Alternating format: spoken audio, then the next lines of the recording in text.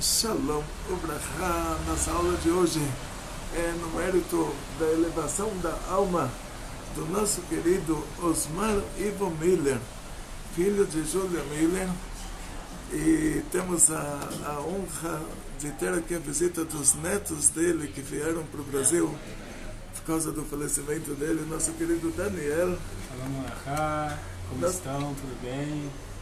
Nosso querido Moishe. Shalom Ubrahá, como estão?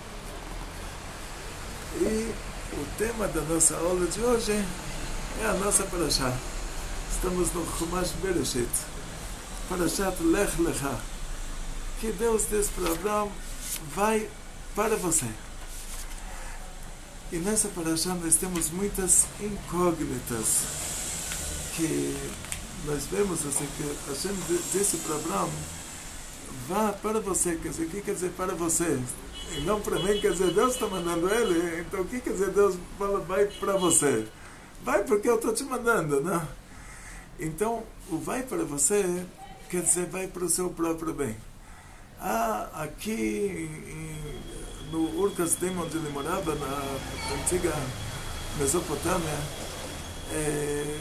lá ele estava bem. A pessoa sempre está bem no lugar onde ele vive, ele sempre está bem. Então, quando a pessoa vai para outro lugar, que nesse outro lugar ele não tem absolutamente nada, ele não tem emprego, não tem nada, como ele vai estar bem? Então a Hashem falou: não, vai para o seu bem. Aqui você não vai ter filhos, lá você vai ter filhos, você vai ter uma descendência, lá vai ser bom para você. Ou seja, assim, o caminho aqui de Zurashi, o caminho, ele causa uns problemas para a pessoa. Você gasta dinheiro e não ganha. Quando você está viajando, você era conhecido na sua cidade, no outro lugar ninguém sabe quem é você. Vai saber quem é você. E a pessoa quer ter filhos, como ele pode ter um filho viajando? Então, o caminho ele causa um desgaste para a pessoa. Então, o que Deus diz para ele, uma coisa muito interessante: Beschalegoy Gadol. Quer dizer, você vai ser um povo grande. Vou fazer de você um povo grande. O que quer dizer um povo grande? Se depois ele fala para ele: olha, sua descendência vai ser como as estrelas do céu, se você conseguir contar. Então, quer dizer, ele dá a bênção para que Abraão tenha muitos filhos, seja um povo grande em número. Essa bênção ele recebe depois. Então, o que quer dizer agora que Deus fala para ele: você vai ser um grande povo? É como você fala em inglês, a great people, quer dizer, grande em qualidade. Tipo, nós somos uma pequena percentagem da população mundial. É um 0, não sei quantos zeros até chegar no 1. Mas pergunta para um coreano na Coreia do Norte o que é um judeu, ele vai te falar. Pergunta para o alemão na Alemanha onde é a Terra Santa, ele vai te falar a Terra de Israel. Pergunta para um árabe na Arábia Saudita se ele sabe o que é um judeu. Quer dizer, nós somos tão poucas pessoas, mas somos great people. Quer dizer, um povo grande, um povo importante. E outra coisa, eu vou te abençoar, vou fazer com que você fique famoso. Quer dizer, porque o caminho causa com que a pessoa, ninguém vai saber quem é você, mas aqui Deus está dizendo para ele, quando ele chegar no lugar, vai falar: uau, olha quem chegou, nosso grande. Então, não faça essa bênção. A pessoa ia chegar no lugar, eu falar: a gente não sabe, vai saber o que ele está fazendo aqui. Daí Abraão, Hashem falou para Abraão: você vai ser a própria bênção. Deus diz para ele: eu vou abençoar os que te abençoam, e os que te amaldiçoarem serão amaldiçoados. Quer dizer, o próprio Abraão, ele vai ser Abraão, e vão ser abençoados por você todos os povos do mundo, todas as famílias do mundo. O que acontece, como isso funciona? Quando o povo de Israel estava na Polônia, a Polônia era a superpotência mundial, era os Estados Unidos. O povo de Israel foi para a Rússia virou os Estados Unidos. Nosso povo foi para os Estados Unidos virou os Estados Unidos. Aonde está a maior comunidade judaica em quantidade e qualidade? aquele país é abençoado. Você pergunta em Israel, Israel já tem outros critérios. Israel está escrito, se a gente se comportar certo, aí Deus vai dar chuva na hora. Israel já tem outra tabelinha. Já é mais exigente, né? Já tem exigências, porque a pessoa está dentro de uma sinagoga, tem que se comportar melhor do que ele se comporta fora da sinagoga, né? Israel é terra santa. Então, se a gente se comporta bem lá, aí, Baruch Hashem. Então, na verdade, Abraão, ele foi, como Deus pediu para ele ir, ele foi. E ele levou com ele o sobrinho dele, o Lot. Foi com a esposa, foi com... Ele, nessa hora que ele viajou, ele tinha 75 anos. Quando ele saiu de Haran, quer dizer, de Ur-Kasdim, eles foram para Haran na Síria, mas em Haran ainda ele estava com os pais. E depois de Haran ele já foi somente com a esposa, com o sobrinho, porque Hashem falou para ele sair da casa dos pais dele, não da família dele. Então ele levou o sobrinho, o Lot, לקח אברהם את שרה אשתו ואת לוט בן אחיו ואת כל רכושם אשר רכשו ואת הנפש אשר עשו בחרן. Então ele pegou com ele a Sarai. A Sarai, na verdade, o nome que o pai dela deu para ela é Isca, que quer dizer profetisa. E o Abraão, ele chamou ela de Sarai, que quer dizer minha princesa. Então, ele levou com ele a Sara, o Lot, que na prática era irmão da Sara. O Lot era irmão da Sara, porque o Aram, ele tinha 3 crianças, a Milcá, a Isca e o Lot. Então o Lot era irmão biológico da Sara. Ele levou, Abraão levou tudo que ele tinha, de todos os bens que ele tinha, e ele levou também as almas que ele fez em Haran. O que quer dizer as almas que ele fez em Haran? Quer dizer que Abraão, está escrito que Abraão ele convertia os homens e a Sara convertia as mulheres. Só que ainda não tínhamos recebido a Torá. Então existe um conceito que é chamado de Ger Toshav. Ger Toshav, a pessoa se converte para cumprir 7 mandamentos de Bnei Noach. Então isso é o que ele fazia. O Noach não ensinou os 7 mitzvos de Bnei Noach. Abraão ensinava os 7 mandamentos de Bnei Noach. O Noach não ensinou isso para ninguém. O Noach estava só fechado na arca, né? E יצאו ללכת על סכנן, ועברו על סכנן, ועבר אברהם בארץ עד מקום שכם עד אלון מראה, והנני אז בארץ. Agora começa uma coisa interessante. Desde que Deus criou o mundo, ainda até a época de Abraão Avinu, ainda não tinha tido uma guerra. Porque eram 10 gerações do Adão e Eva até a Arca de Noé. O Caim matou Abel, isso não é considerado uma guerra. Ainda é considerado um assassinato. Agora, o que quer dizer uma guerra? Que um povo faz uma guerra contra o outro e mata os soldados do outro lado, e não é considerado assassinato. Não é considerado assassinato. Então, uma guerra, tipo um país fez uma guerra contra o outro, claro, vai ter crimes de guerra, outra coisa, mas a própria guerra de um soldado matar um soldado do outro soldado inimigo, isso não é considerado assassinato. Então, uma guerra de verdade ainda não tinha tido. Mas quando uma aldeia, tipo as aldeias da Indonésia, lá deve ter, nesses lugares, essas ilhas do Oceano Pacífico, tinham canibais, então imagina lá 2 aldeias, uma aldeia faz uma guerra contra a outra, que existia isso entre eles, não sei se até hoje tem. Eu vi que no nordeste da Índia, eu vi uma vez um caso desses, dessas pequenas tribos que uma aldeia atacou a outra, vi isso? Existe, né? Então o que acontece? Isso é considerado assassinato. De uma aldeia atacar a outra é considerado assassinato. Quer dizer, que direito você tem de atacar o outro?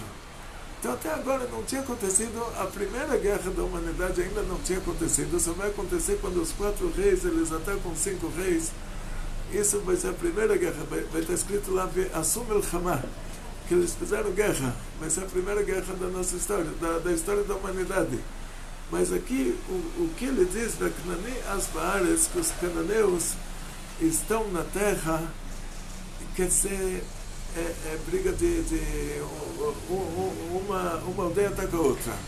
Quer dizer, isso é assassinato. Então os cananeus, os Bnei Ham, eles estavam roubando a terra dos Bnei Shem, e nesse caso eles não tinham direito de fazer isso. Então uma aldeia atacar a outra não é chamada de guerra, é chamada já de assassinato, de chacina.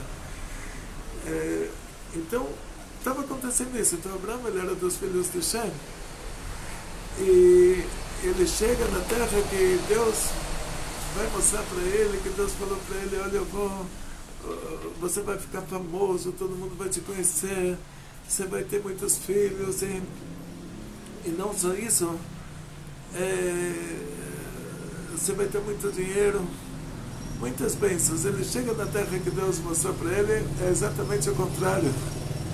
Então ele chega lá, ele chega lá em Israel, tem lá os palestinos atacando, a guerra de aldeias, uma aldeia atacando a outra, a Asa, a Gaza atacando a cidade ao lado.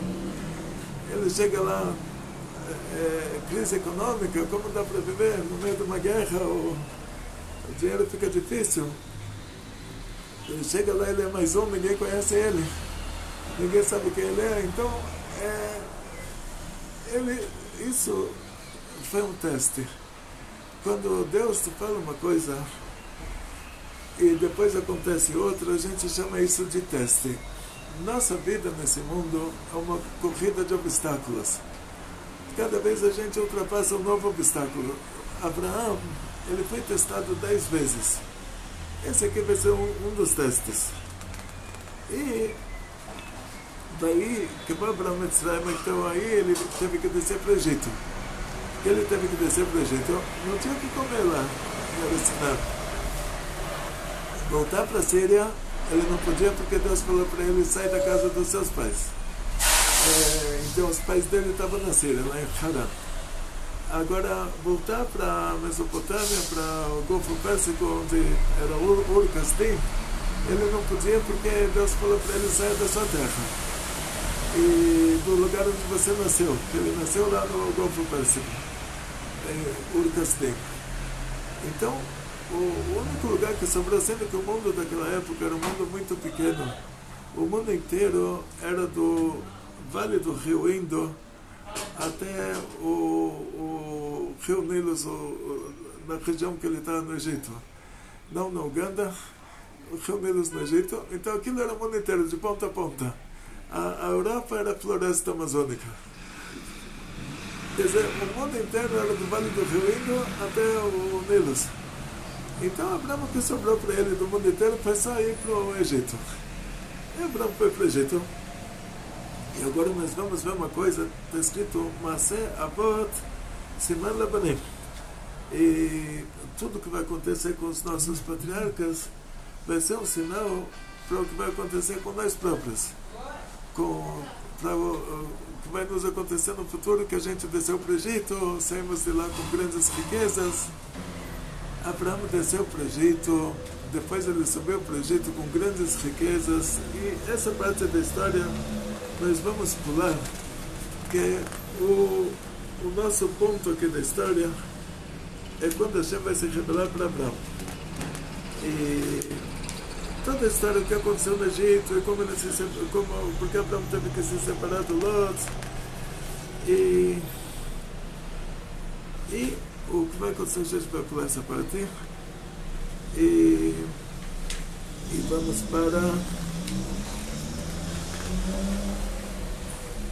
vamos para a guerra dos 4 reis contra os 5 reis. Então Abraão se separou do Lot, os pastores do Lot estavam roubando, e o Lot estava feliz com isso. Então Abraão se separou dele e falou: olha, toda a terra na sua frente, se você for para a direita eu vou para a esquerda, você vai para a esquerda eu vou para a direita. O Lot foi morar na Sodoma, e aí vieram os 4 reis atacar os 5 reis que eram de Sodoma, Gomorra, Adamá, Zeboim e Zorra, e teve uma guerra, e lá está escrito assume o Hamá, e fizeram guerra. A primeira vez que aparece na Torá essa palavra guerra.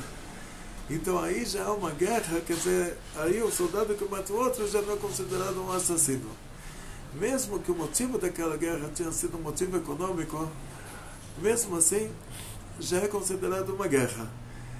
Como você vai diferenciar se uma vila ataca outra vila, um assassinato, e aqui os 5 reis atacaram, os 4 reis atacaram os 5 reis?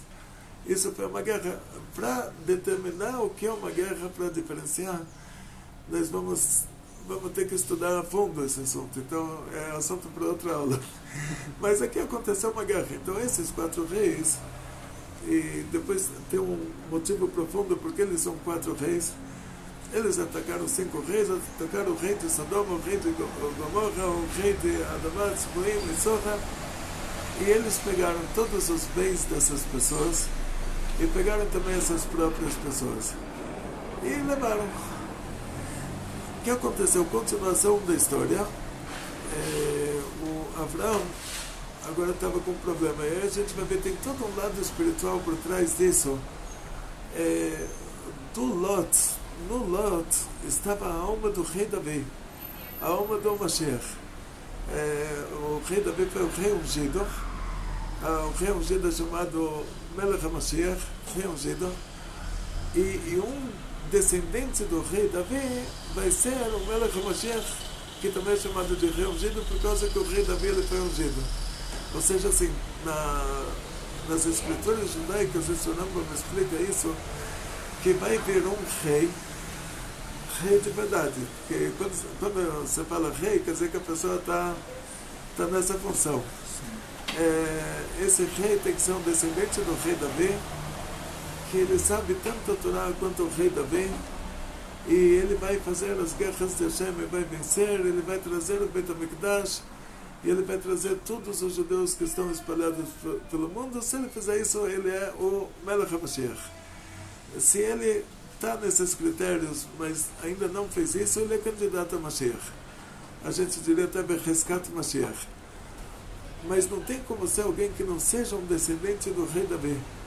Se a pessoa é filho da mãe, mas não é filho do pai, ou seja, não tem como ser alguém que não é filho do filho do filho do filho. Inclusive, a gente está aqui no Brasil, tem na religião do país, né?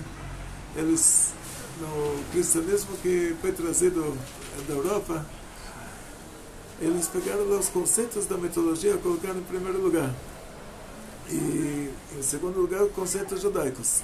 Na mitologia, para alguém ser o Todo-Poderoso, o Zeus foi com a mulher do anfitrião, que ela era virgem casada, quer dizer, noite de núpcias, e ele violentou a mulher na noite de núpcias e o marido não pode fazer nada. Então isso mostra que ele é o Todo-Poderoso, o conceito de Todo-Poderoso da mitologia. Aí eles pegaram da religião dos italianos antigos, eles pegaram em primeiro lugar o conceito do Todo-Poderoso da mitologia, falaram que Deus foi com a mulher lá, que ela era virgem casada, então só pode ser noite de núpcias. Para a pessoa ser virgem casada é a noite do casamento. E fez lá um filho com a mulher do outro, que 10 mandamentos que é proibido fazer adultério, mas é o conceito mitológico da coisa, não é o conceito judaico, em primeiro lugar, é proibido fazer adultério. Aí, em segundo lugar, eles colocam o conceito judaico, que o cara era filho do rei Davi. Eu falo, tá bom, mas não tinha, essa pessoa que vocês estão dizendo que ele era descendente do rei Davi, não tinha nada a ver com a família, entende? Não era pai de ninguém lá. Quer dizer, o que é? Então, para você ver, quando eles tentam montar uma religião, inventar uma religião, aí pega uma cabeça de vaca com um corpo de jacaré e rabo de cabra. Então, na prática, voltando para o nosso assunto, no Lot estava a alma da Ruth, porque as almas se ramificam, então cada alma ela tem uma origem, e ela está sempre dentro dessa origem biologicamente. Ela sempre tem que ser o filho do filho do filho. Então, se o Lot morresse, a Ruth não nascia, e não ia ter o rei Davi, não ia ter Mashiach.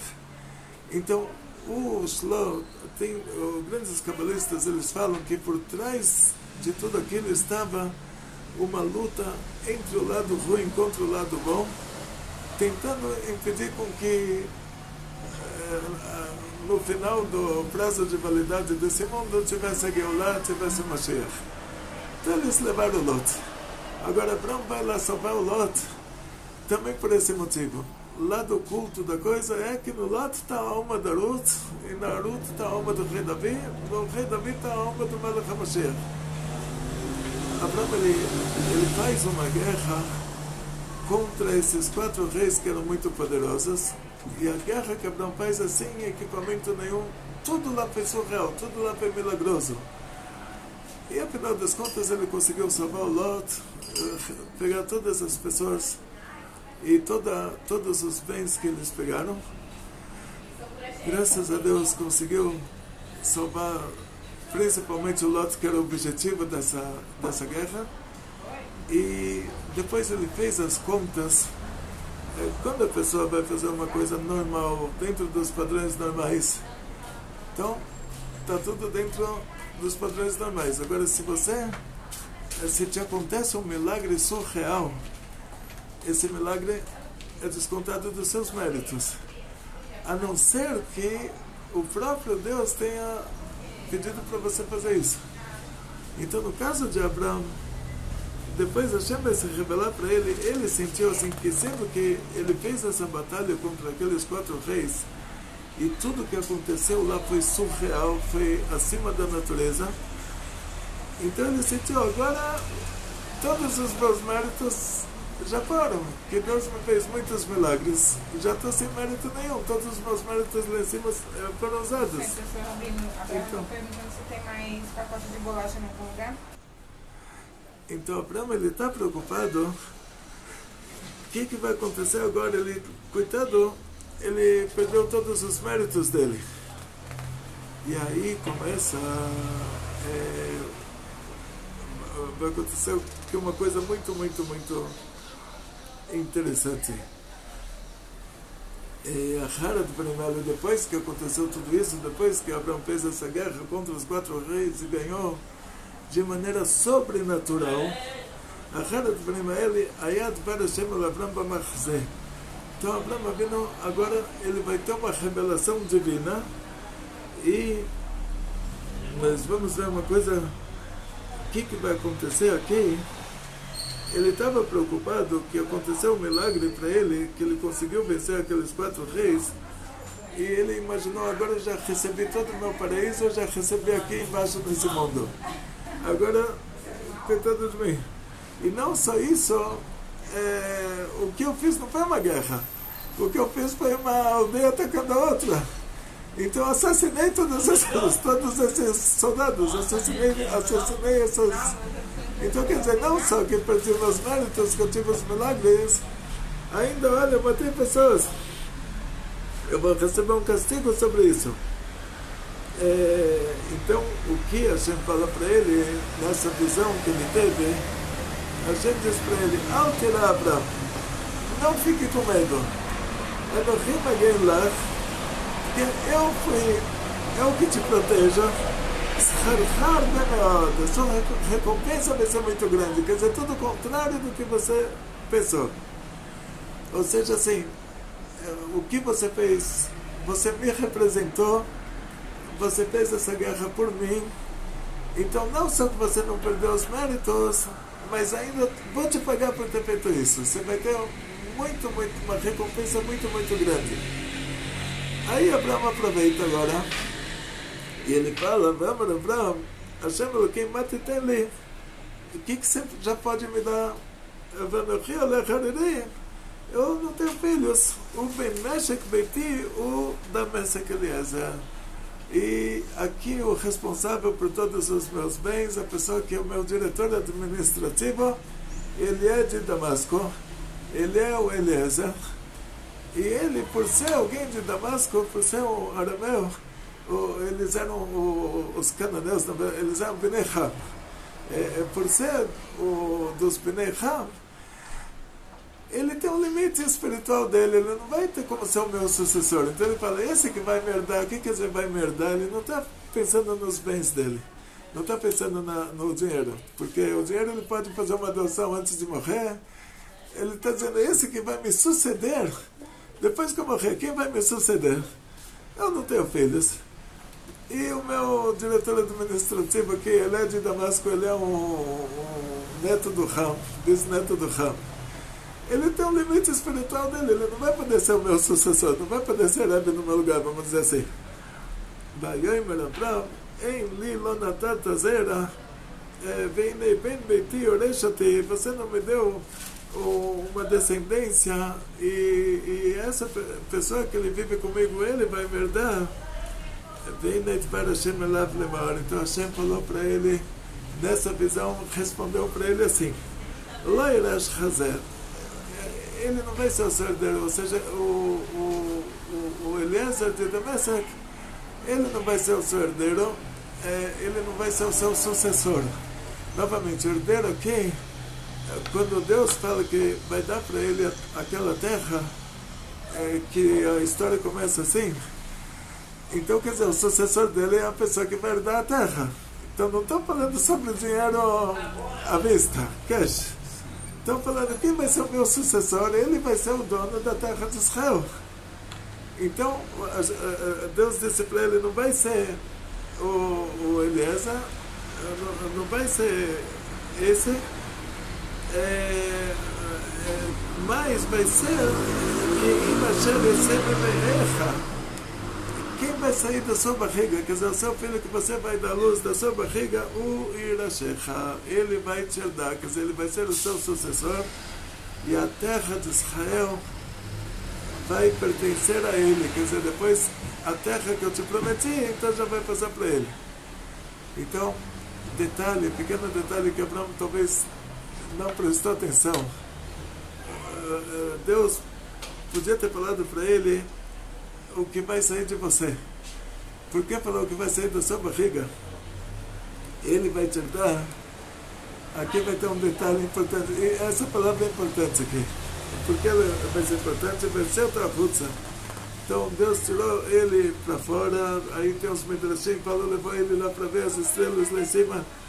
E Deus falou para ele, olha para o céu e tenta contar as estrelas. Se você conseguir contar elas, assim vai ser o número dos seus descendentes, assim vai ser a sua descendência. E qual foi a reação de Abraão? Ele acreditou em Deus,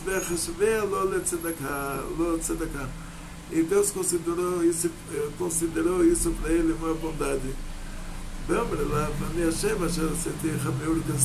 Deus falou para ele, eu sou Deus que te tirou de Ur-Kasdim, da sua cidade que era Ur-Kasdim. Quer dizer, lá Abraão passou pelo primeiro teste dele, que ele, por rezar, por ter deixado a idolatria e ter começado a ensinar as pessoas a rezar somente para Hashem, jogaram ele num estádio de fogo e ele teve um milagre, mas foi jogado. O milagre aconteceu depois que ele caiu lá. Então esse era um teste. Na hora que estavam jogando ele, no meio do caminho, assim, ele não imaginou que vai ter um milagre. Então foi um teste. Primeiro teste dele.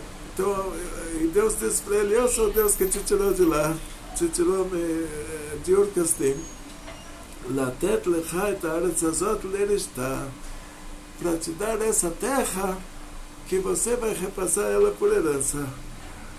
Vayomer Hashem Elokim. Agora vai começar uma história muito, muito interessante. A primeira promessa que Hashem fez para ele, que quem vai ser o sucessor dele vai ser alguém que vai sair da barriga dele, vai ser um filho biológico dele. Ele acreditou e isso foi considerado para ele uma coisa boa. Mas ele acreditou. Falou, tá bom, você falou, tá falado, eu acredito. Agora, a segunda coisa, quando Deus falou para ele que, olha, eu te tirei de Ur-Kasdim para te dar esta terra, para que você repasse ela por herança, aí Abraão falou, agora, dá licença, Vayomer Hashem Elokim, Bameda, que Rasheina. Aí Abraão falou, agora é coisa séria, agora eu quero um contrato assinado. Agora, ele perguntou a Hashem, meu Deus, de qual jeito eu vou saber que eu vou receber essa terra e ela vai ser repassada para os meus descendentes? Agora eu quero um contrato assinado. Então Hashem falou para ele, Hashem falou para ele o seguinte: vamos fazer um acordo como os reis hoje em dia fazem. Então imagina, se fosse hoje, na nossa geração, um acordo entre reis. Então naquela época, quando dois reis faziam um acordo militar, um acordo de cooperação militar, eles pegavam animais, faziam abate dos animais, repartiam os animais em duas metades, e os dois reis passavam pelo meio dessas duas metades de animais cortados, e o mundo inteiro estava vendo que foi firmado um acordo. Quem atacar aquele país, o outro vai depender, porque todo mundo sabe que foi firmado um acordo internacional. Então agora a gente falou para ele, vamos fazer um acordo internacional entre nós dois, do mesmo jeito que os reis fazem. E a gente pediu para Abraão, para ele pegar uma Eglah Meshuleshet, o pshat disso é uma bezerra de 3 aninhos de idade, de Eis Meshuleshet, uma uma cabra de 3 anos de idade, Be'al Meshulash, um carneiro de 3 anos de idade, Vetor Begozal. Tor Begozal, aparentemente, o Tor é um pombo e o Gozal, o pintinho, é um pombinho. Aparentemente é isso. A tradução literal seria essa. Ou seja, assim, o Unclus também, que ele traz a tradução literal, ele vai traduzir dessa forma. Vaikach lo etzkol ele, Abraão pegou então a Eglah Meshuleshet, né, a bezerra de 3 anos, que é o cúmulo da força dessa bezerra. A bezerra com 3 anos é a bezerra que ela tem muita energia, que ela é usada para puxar, é um trabalho chamado de dash, para descascar o trigo. Eles amarram nela tipo uma porta e ela fica rodando, é colocado o trigo embaixo dessa porta, ela vai descascando. Então a bezerra, o cúmulo da energia dela é quando ela tem 3 anos. Depois já começa a perder força. Então Abraão Avinu fez o abate desses animais, e essa bezerra, depois que ele abateu ela, ele dividiu ela em 2 partes. Bebateram tam batavech. Então a bezerra, a cabra, o carneiro, e ele vai dividindo esses animais depois do abate, vai dividindo eles em 2 partes. Bebateram tam batavech. Betem ish bitrol likrat reu. Ele coloca uma parte em frente à outra. Betatzipor labatar. O pássaro ele não dividiu. Agora chega uma ave de rapina. Essa ave se aproxima, veio comer essas partes.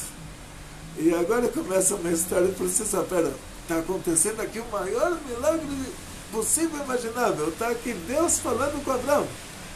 Os dois estão firmando um acordo internacional.